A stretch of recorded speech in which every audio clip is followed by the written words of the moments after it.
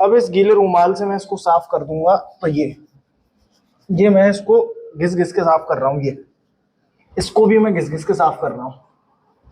तो ये दोनों हो गए गायब, दोबारा से उभर के आ गए हैं, वही बिल्कुल वही शेप में उसी तरीके से दोबारा से उभर के आ गए। गाइज, आज के वीडियो को शुरू करने से पहले मैं आप लोगों से एक सवाल पूछना चाहता हूँ। आप सब लोगों ने रामायण में सुना होगा, भगवान श्री राम ने राक्षसों से विहीन करने का पृथ्वी को प्रण लिया था। अब इस प्रण में उन्होंने सबसे पहली जो राक्षस मारा था वो राक्षस थी ताड़का, यानी राक्षसी थी। और सबसे लास्ट में मारा राक्षस रावण को। ये बात लोग समझते हैं, लेकिन ये बात पूरी तरह सही नहीं है। रावण के बाद भी भगवान श्री राम ने एक राक्षस को मारा था जो कि रावण से भी ज्यादा खतरनाक था। और उनको भगवान श्री राम ने अपने हाथों से नहीं मारा, बल्कि अपने छोटे भाई के हाथों से मरवाया था, क्योंकि राम जी को कहीं ना कहीं लगता था कि उनके सबसे छोटे भाई शत्रुघ्न जी ही उस राक्षस को मारने के लिए अवतरित हुए। वो राक्षस रावण से भी ज्यादा खतरनाक बताया जाता है और उस राक्षस का नाम है लवणासुर। ये राक्षस मथुरा के अंदर था। अब मैं आप लोगों को बताना चाहूंगा पुरानी मथुरा के बारे में। पुरानी जो मथुरा है, आज की जो मथुरा है, उसको जाना जाता है भगवान श्री कृष्ण के नाम से, यानी श्री कृष्ण जी का जन्म यहाँ हुआ है। लेकिन त्रेता युग में भगवान राम के समय पर भी यहाँ एक बड़ी ही प्राचीन और अति सुंदर लीला हुई है। यानी पूरे भारतवर्ष में चारों ओर राम राज्य की स्थापना हुई थी, लेकिन मथुरा जैसी पावन भूमि पर लवणासुर नाम के राक्षस का अत्याचार चल रहा था। तो यहाँ से कुछ ऋषि राम जी से सहायता मांगने गए, तो राम जी ने अपने सबसे छोटे भाई शत्रुघ्न जी को यहाँ भेजा। और शत्रुघ्न जी ने सबसे आखिरी में यहाँ राम राज्य की स्थापना की है। और शत्रुघ्न जी का दुनिया भर के अंदर एक ही मंदिर है, और वो मंदिर मथुरा के अंदर स्थित है। और आज मैं उस मंदिर के किनारे पर ही खड़ा हूँ। आप लोग उस मंदिर को वीडियो में देख पा रहे होंगे। मेरे पीछे यहाँ आप एक कुंड देख रहे हैं, और इस कुंड के पास में ही है शत्रुघ्न जी का वो प्राचीन मंदिर। और ऐसा बताया जाता है कि इस मंदिर के अंदर आज से 5-6 साल पहले एक पद चिन्हों का चमत्कार हुआ था। यानी इस मंदिर के अंदर एक ऐसे पद चिन्ह बनाए गए हैं मिट्टी के भगवान के द्वारा, जिनको कितना भी घिस घिस कर साफ कर लिया जाए, लेकिन वो पानी से धोने के बाद भी उभर के आ जाते हैं। तो आज उस लीला को भी हम आप लोगों को दिखाएंगे, उन चरणों को भी दिखाएंगे, और उस मंदिर की प्राचीनता भी दिखाएंगे, क्योंकि उस मंदिर के अंदर काफी मोटी मोटी दीवारें हैं, जिन बातों से मोटी मोटी दीवारों को देखकर हमें साफ पता चलता है कि वो मंदिर कितना ज्यादा प्राचीन है। तो चलिए चलते हैं उस मंदिर की ओर, और आप लोगों को कराते हैं भगवान श्री शत्रुघ्न जी के दर्शन।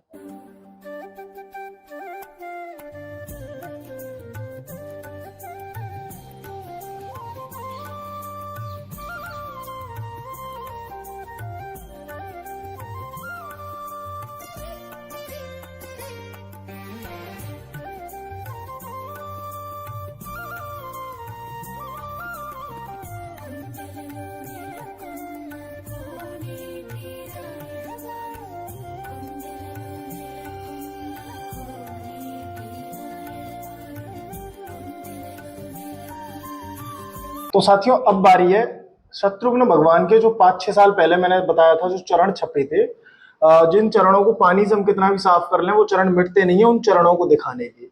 तो एक यहाँ पर शत्रुघ्न जी महाराज का चरण है, और ये माता श्रुत कीर्ति का चरण है। अब मैं आप लोगों को इसके बारे में कुछ बताना चाहूंगा। यानी आज से 6-7 साल पहले जब ये बने थे, अकस्मात बने थे।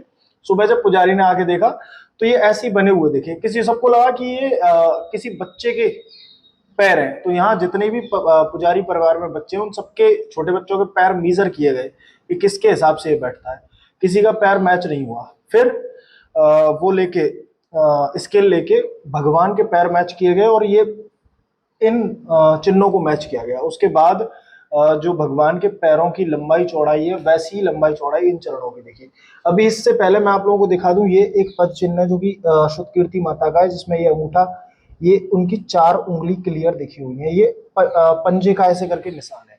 और दूसरा है ये भगवान शत्रुघ्न का चिन्ह, ये अंगूठा, ये इधर जूम करके आप पास दिखाएंगे इसको। अब ये थोड़ा धीरे धीरे समय के साथ साथ थोड़ा फेड होता जा रहा है, लेकिन एक चीज मैं आप लोगों को बताऊं, जैसे ही इसको पानी से साफ करते हैं तो ये तुरंत गायब हो जाएंगे।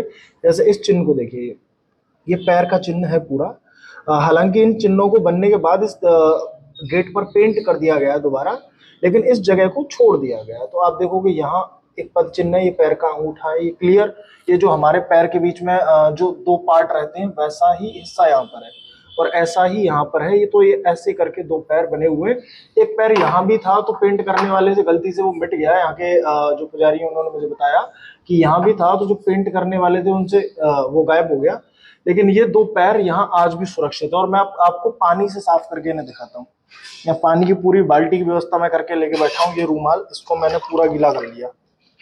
ये पूरा पानी पानी में ये गीला हो गया। अब इस गीले रुमाल से मैं इसको साफ कर दूंगा। तो ये मैं इसको घिस घिस के साफ कर रहा हूँ। ये इसको भी मैं घिस घिस के साफ कर रहा हूँ। तो ये दोनों हो गए गायब। अब यहाँ कुछ नहीं दिख रहा। तो ये मिट्टी के थे, मिट्टी के बने हुए थे, क्योंकि जिस टाइम पर ये छपे थे उस टाइम पे भगवान के चरणों के पास भी वैसी ही रेत देखने को मिली थी जैसा इनका कलर है। यानी उस रेत को ऐसे उंगली पे लेके यहाँ ऐसे लगाया गया तो इन दोनों का कलर सेम आ रहा था। तो आज अभी देखो मैंने इसको अभी कुछ देर पहले पानी से घिसा है और थोड़ी देर में दोबारा से उभर के आ जाएंगे। तो अभी पहले थोड़ा वेट करते हैं इनके उभर के आने का। तब तक मैं आप लोगों को बता देता हूँ उस मंदिर से जुड़ी बातें कि ये मंदिर वीडियो डायरेक्ट आपको दिखा रही है, इसमें कोई भी चेंज नहीं हो रहा, वीडियो अनकट है और लगातार वीडियो में आप देखते रहेंगे कि ये धीरे धीरे उभर के आएंगे। तब तक मैं आप लोगों को बता देता हूँ कि इस मंदिर पर राम जी के जमाने में, यानी ऐसा बताया जाता है कि त्रेता युग में भगवान श्री शत्रुघ्न जी का मथुरा में जो राज चलता था वो इसी जगह पर चलता था। और पुरानी मथुरा, अगर गूगल पर आप सर्च करो पुरानी प्राचीन मथुरा के बारे में, तो गूगल पर लिखा आता है मधुवन महोली नामक एक गांव है जिसको त्रेता युग में प्राचीन मथुरा के नाम से जाना जाता था। तो ये जगह महोली मधुवन के नाम से आज जानी जाती है और उसी के अंदर ये मंदिर है। तो आप देखो ये धीरे धीरे आना शुरू हो गए हैं, मतलब ज्यादा से ज्यादा 10-12 सेकंड हुए हैं, 10-12 सेकंड में दोबारा उभर कर यहाँ आ गए हैं। बच्चे भी देख रहे हैं इसको दोबारा। इन बच्चों को दिखाओ जरा, तुमने कितनी बार इन चरणों को ऐसे पहुंच के साफ करते हुए देखा? कई बार देखा है। बाबा को दिखाओ पीछे, बाबा बताएंगे। कई बार साफ किया है तो ऐसा ही है, मतलब कुछ टाइम बाद ये ऐसा ही हो जाता है। हाँ ऐसा ही हो जाता है, कुछ देर बाद इसको साफ करते हैं ऐसा ही हो जाता है, सफेद ऐसा ही हो जाता है। हाँ। अच्छा वाह। तो एक चीज और बताई जाती है कि भगवान के पैरों का जो नाप है वो बिल्कुल इतना ही है जितना ये है। इसको मेजर करें। थोड़ा बड़ा हो इसमें। अच्छा अच्छा अच्छा। तो देखो ये अब आप लोग दोबारा से देख सकते हो, वही अनकट वीडियो मैं आप लोगों को दिखा रहा हूँ।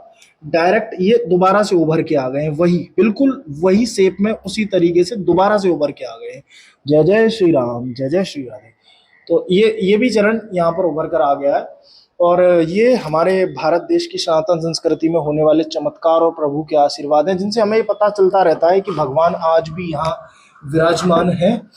और ये मंदिर काफी पुराना है। मैंने एक चीज बताई थी इस मंदिर के पुराने होने का सबूत मैं आप लोगों को दिखाना चाहूंगा। ये दीवार इस मंदिर की, ये 2 फुट 3 फुट से ज्यादा दीवार है। देखो इतनी लंबी, यहाँ से यहाँ तक मेरा हाथ है। ये हमारा हाथ भी कम से कम 3 फीट से ज्यादा, 3 फीट तो नहीं 2.5 फीट का तो होगा ही कम से कम, क्योंकि मेरी हाइट 6 फीट है। तो यहाँ से लेके यहाँ तक मैं आपको एक बार और दिखाना चाहूंगा। देखो यहाँ से दीवार शुरू है, यहाँ खत्म है। जैसे किलों की दीवार होती है वैसी दीवार इस मंदिर के अंदर है। और यहाँ के पुजारी ये बताते हैं कि इसकी मोटी दीवार होने की वजह से सर्दियों के टाइम पे इस मंदिर के अंदर ठंड नहीं लगती। मतलब ठंड महसूस तो होती है लेकिन जितनी होनी चाहिए, जितना बाहर का टेम्परेचर रहता है उतनी नहीं होती है। तो अब आप लोगों को शत्रुघ्न जी के दर्शन करके कैसा लगा कमेंट बॉक्स में जरूर बताएं। और लवणासुर नाम के राक्षस को राम जी ने सबसे आखिरी में मरवाया था, रावण के बाद भी। तो जैसे ही लवणासुर मारा गया वैसे ही श्री राम जी का राक्षसों से विहीन करने का जो सपना था वो पूरा हो गया। मैंने शुरुआत में क्वेश्चन पूछा था कि ज्यादातर लोगों को ये लगता है कि रावण को मारकर ही सारे राक्षस खत्म हो गए थे, लेकिन रावण के बाद भी लवणासुर नाम का खतरनाक राक्षस बचा था, जिसको श्री शत्रुघ्न जी ने अपने एक बाण मारकर, यानी काफी घमासान 3 दिन 3 रात्रि तक चलने वाले युद्ध में उसका खात्मा किया। और लवणासुर की यहाँ एक पास में गुफा भी है, 2-3 किलोमीटर लंबी गुफा जाती है, और उसकी भी मैंने एक डेडिकेटेड वीडियो बनाई हुई है, जिसका मैं कमेंट बॉक्स में लिंक दे दूंगा। आप लोगों को थंबनेल पे दिख भी रहा होगा, अपनी वीडियो में दिख भी रहा होगा। तो उस वीडियो को भी जाके देखें। उसमें 2 किलोमीटर लंबी गुफा को मैंने अंदर जाके दिखाया है। पूरा तो नहीं दिखा पाए, लेकिन जितना जा पाए उतना दिखाया है। तो आप लोगों को वीडियो कैसी लगी कमेंट बॉक्स में जरूर बताएं। और आप में से कितने लोग यहाँ आना चाहते हैं उनके लिए मैं नीचे व्हाट्सएप पे नंबर दे रहा हूँ, अपनी इंस्टाग्राम आईडी दे रहा हूँ, वो मुझे मैसेज करें। जो लोग यहाँ का एड्रेस जानना चाहते हैं वो तुरंत आए। ये रमणी के स्थान है, काफी बहुत कम लोग यहाँ आ पाते हैं, यानी जो सौभाग्यशाली लोग हैं वही आ पाते हैं। और अगर आप कभी मथुरा आ रहे हैं तो मथुरा में श्री कृष्ण जन्मभूमि से 3 से 4 किलोमीटर की दूरी है इस जगह की। तो आप आना चाहते हैं तो जरूर आए। व्हाट्सएप नंबर दे रहा हूँ, इंस्टाग्राम आईडी दे रहा हूँ। कोई भी दिक्कत आए आने में पहुंचने में, वैसे आएगी नहीं, तो आप मुझे मैसेज कर सकते हैं, कॉल कर सकते हैं। धन्यवाद। राधे राधे।